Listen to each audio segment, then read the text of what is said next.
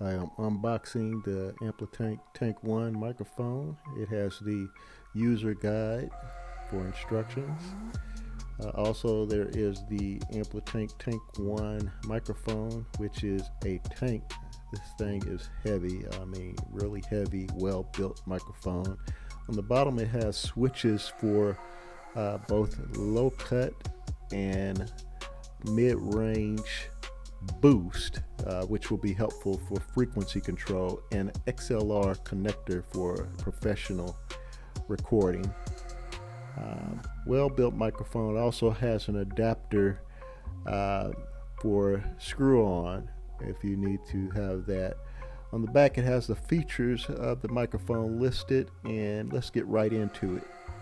I'm testing the FiFine Amplitank Tank 1 microphone, and it has two switches on the back. One is for mid boost and one is for low cut.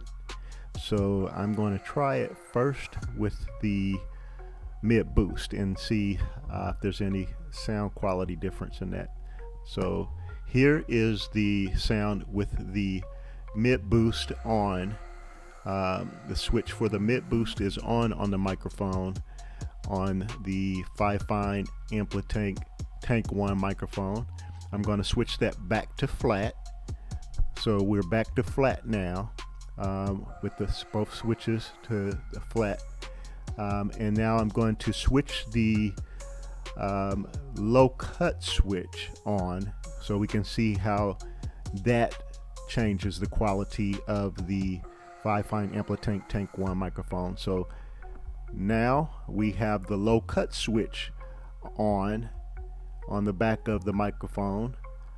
So let's see if that makes a difference with the sound on the FiFine Amplitank Tank 1 microphone with the low cut switch on. And I'm about to switch that back to flat. So this is normal with none of the switches on. Overall, I feel like the Amplitank Tank 1 microphone is a very well-built quality microphone.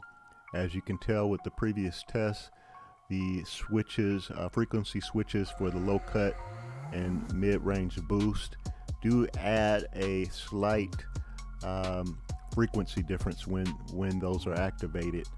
And then the build of the microphone and the fact that it has the XLR connector are bonus features as well. I would highly recommend this for someone who's wanting to do studio recording or podcast or any environment that requires professional recording. This would be a great microphone.